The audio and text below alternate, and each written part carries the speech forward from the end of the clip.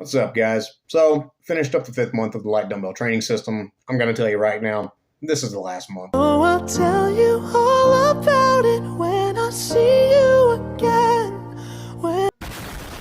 It's not because I'm trying to be a quitter. I'm starting to feel like I'm hitting a plateau here. I haven't seen much changes within the last couple of months. I did start this program as somebody who's getting back into exercise and is definitely a novice and still building his foundation up. It's getting at a point where it's just become such a time suck because this workout does take roughly around an hour if you're starting to go for higher rep ranges.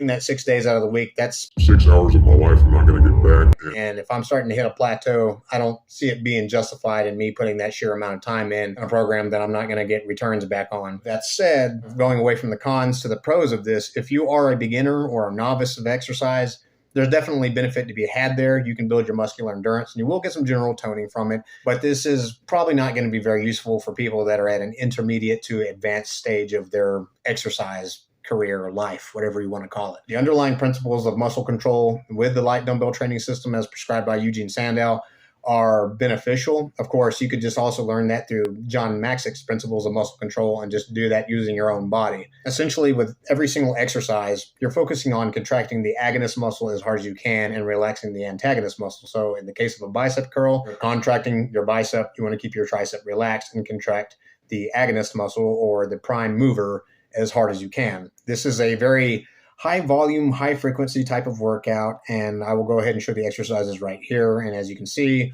all of these are going to be done for many reps, anywhere between 50 to 100.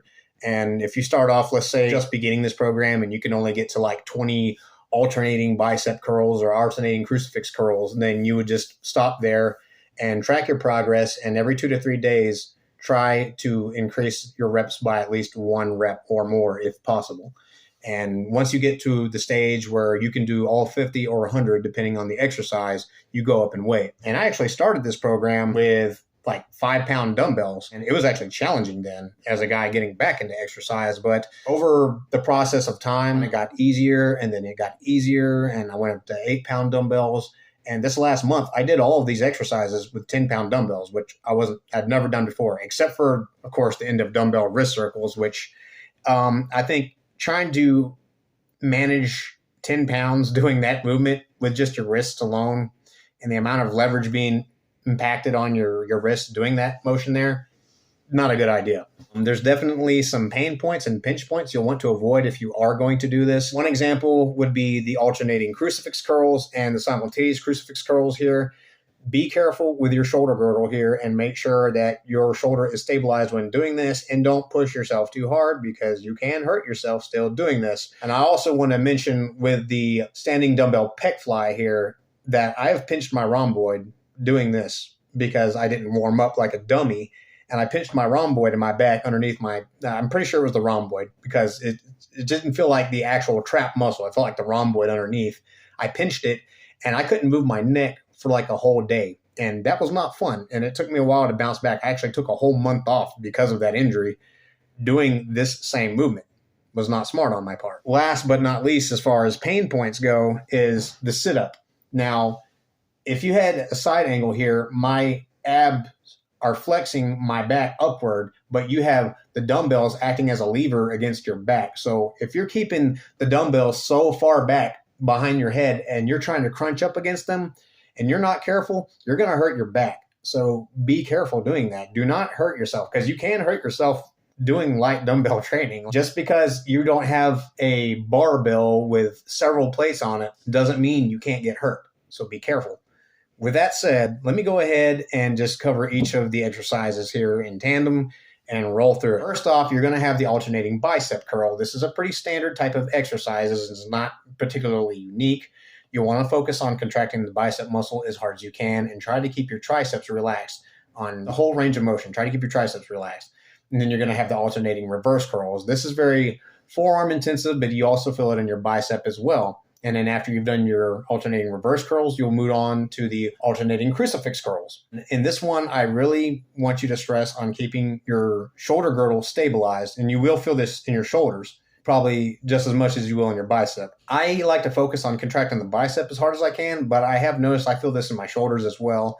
And if you try to push yourself too hard, too early, there is the possibility you're going to pinch something or worse doing this. Throw your ego out the door and just do as many as you feel comfortable with doing without doing it too hard. Yes, it's light weights, but there's nobody to impress here unless, you're in a commercial gym and you're just so worried about your ego being hurt that people are seeing you working out with light dumbbells. I did these at home. I don't have to deal with the distraction of being at a commercial gym, but don't worry about what other people are thinking if you are doing this at a commercial gym. It does not matter. You're not there to impress anybody.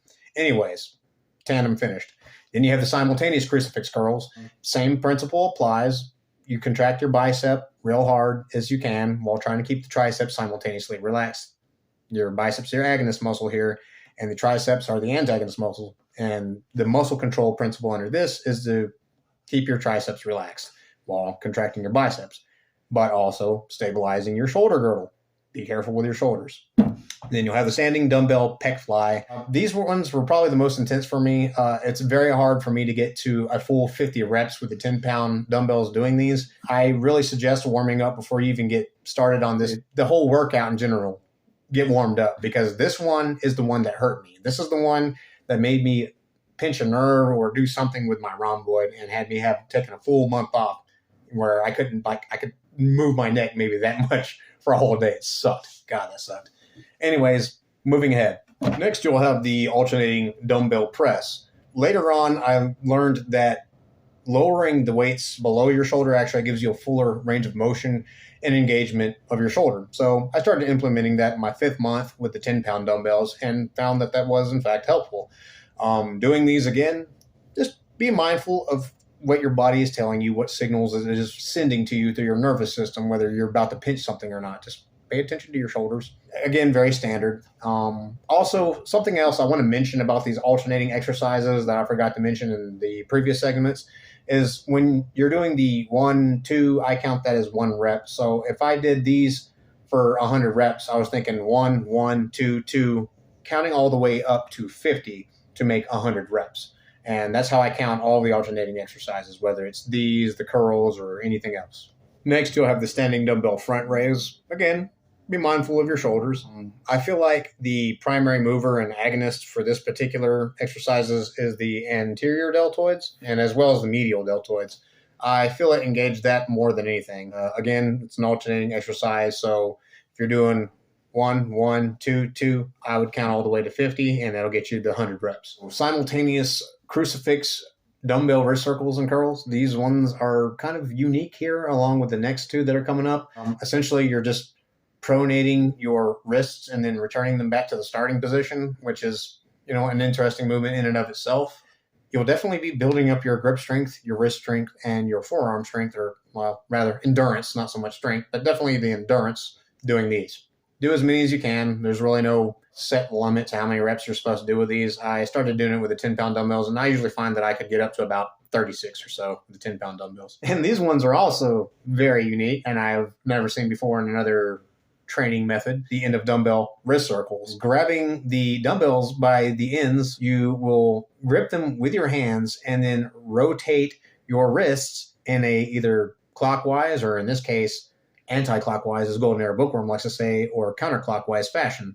Pretty tough on the wrists. I have built up my forearms and I think my wrist endurance just doing these right here. Very unique. I've definitely seen some forearm development from doing these particular exercises here, along with everything else that goes into this training. And as if all the curls and the crucifix curls and everything else wasn't enough torture to your shoulders, guess what you got coming next? The boxer dumbbell punch outs. First, it'll start off going to the left. You do these for 50 reps, and then it'll be to the right. Now, traditionally, the movement is kind of more of like a military type drill where it's almost like you're putting a rifle out, doing that essentially with a dumbbell, and you're punching it out. You would actually take a step forward. Forgotten Fitness actually demonstrates this in its original form on his channel. And here's an example. Yeah, that's how you actually perform it. But me, I didn't want to do that. I just pivoted on the ball of my foot and then punched it out. You don't have to punch it out hard. You do it in a kind of slow, controlled manner, and you will feel this in your shoulders. You still thought this wasn't enough torture for your shoulders. Guess what you get to do next? Push-ups. Yep, push-ups are next. After you've done all of this torture on yourself, it's time to do push-ups, or people in Britain like to say press-ups. Not that I'm hating on it. It's just a different way of saying it. But you ain't done with push-ups yet. That's right. After you've rested, it's time to get back into it with a resistance band. So if you have some kind of tube band, I have a 40-pound resistance band that gives me enough resistance to struggle against. And I can usually do anywhere between 7 to 10. And my reps have fluctuated doing this. I've never been consistently 10, then 11 reps, and then 12 reps. Like, there are days I feel burnt out from the previous days and I'll only hit like 8 or 9. Next, you'll have the sit-up, and the starting position is essentially you have the dumbbells behind your head, and you will curl up. I like to start from my lower abdomen and then work my way up towards my chest through my abdomen as I crunch upward. I do like to keep the dumbbells behind my head while I crunch upward as long as I comfortably can, but you have to be careful doing these, because if you have those dumbbells acting as a lever against your abs and you're struggling too much, you will feel a pinch in your back, and you will feel it for the next few days. I know from personal experience, and it is not fun. I've done that a couple of times, and that was starting off with 5-pound dumbbells. So if you're starting to do these with 10-pound dumbbells like I did with this last month, just be careful. Let the dumbbells only hang back as far as you can comfortably, and then bring them forward, and then they'll end up assisting you with moving forward in your crunch movement, but don't also completely rely on the dumbbells to help carry you through your contraction of your abs. Really focus on the quality of the contraction of your abdomen when coming up. You can use the dumbbells as sort of a lever to act against it so you can get a harder contraction, but you also don't want that lever action be so hard to work against that instead of getting a good workout in your abdomen, you end up pinching a nerve in your back or hurting your back instead. There's kind of a balance between this. So when you're first starting to do these, be mindful about how you're doing them and don't hurt your back. Kind of try to smoothly roll up from your lower back and go forward as comfortably as you can. Just be careful, but you'll do these for 50 reps. And next, you'll have the deep knee bend to calf raise. This one's also kind of a old school looking type of movement. I'm coming down to the balls of my feet when I do these, but you can just as much, if you like, plant your heels down.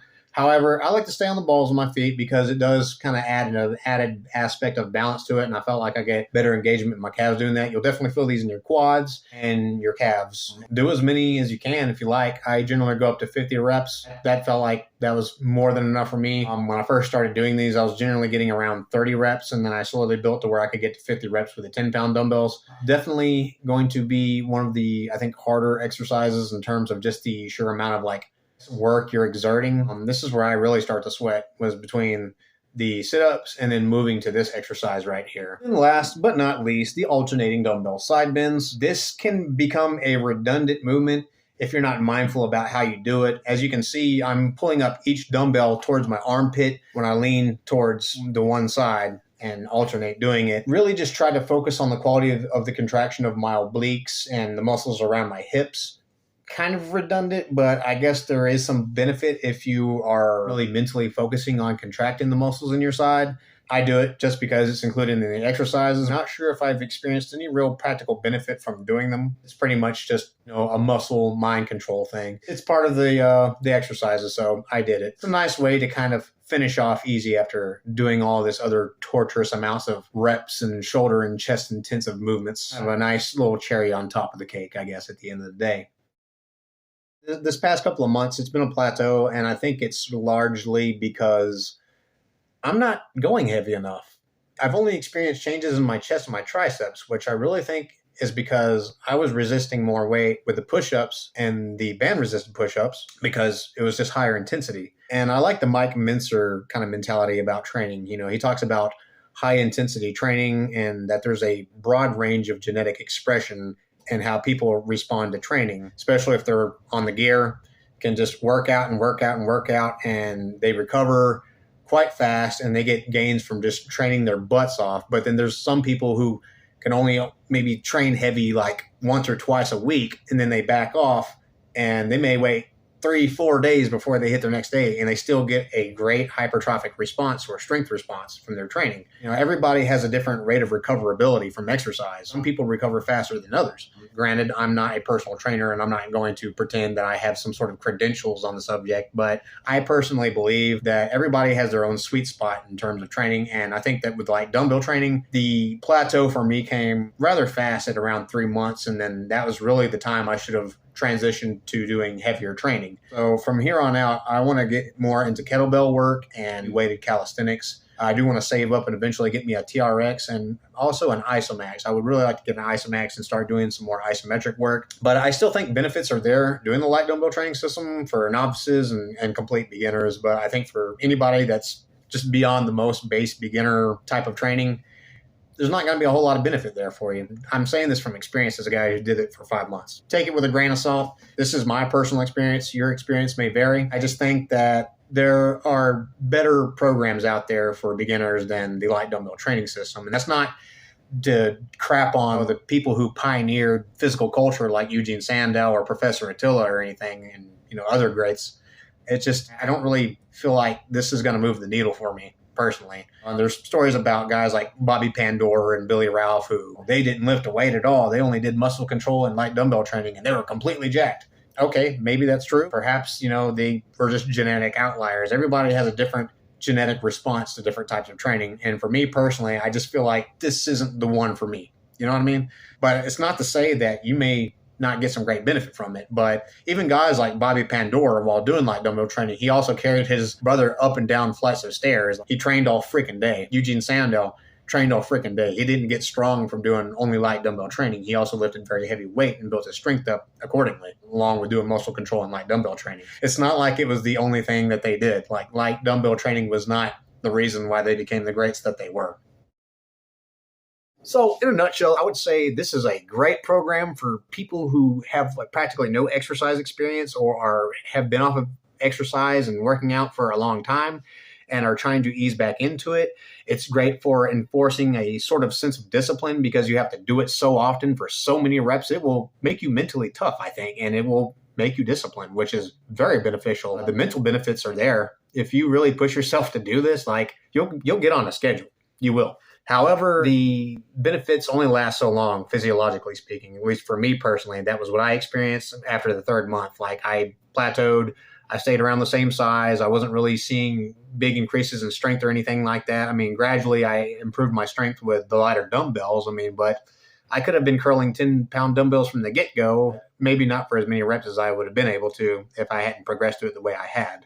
Again, really good program for beginners and people with limited experience or who are kind of getting back into exercise after they've been off of it for a long time. But for any sort of intermediate, advanced, or even having trained after a couple of months type lifter, I just don't think it has a whole lot to offer. Principles of muscle control underlying it and everything are cool, and that's all good and dandy. And I think that's a good principle to be aware of whenever you do train, no matter what kind of training you're doing. It's, being mentally and paraphysically aware of what your body is doing in terms of what muscles you're contracting and kind of understanding that from an anatomical level. However, again, the benefits are just very limited, at least in my personal experience. I think for me, if I really personally want to progress forward as a guy who wants to put on size and build his strength, I need to start going heavier. So I'm thinking a good stepping stone up from this program will be weighted calisthenics, kettlebell work, or in my case, where I want to go to, both. Again, good program for beginners, not so much for people who have been exercising for a while. With that said, this has been my last and final video recapping Eugene Sandow's light dumbbell training system. I hope that it has been helpful, informative to you. And if you do it, please let me know in a comment or post your own video and then share it out there. And hopefully I'll come across it because I'll still be looking into this. Until next time, stay safe, stay happy, take care of yourself so you can take care of those around you. Peace.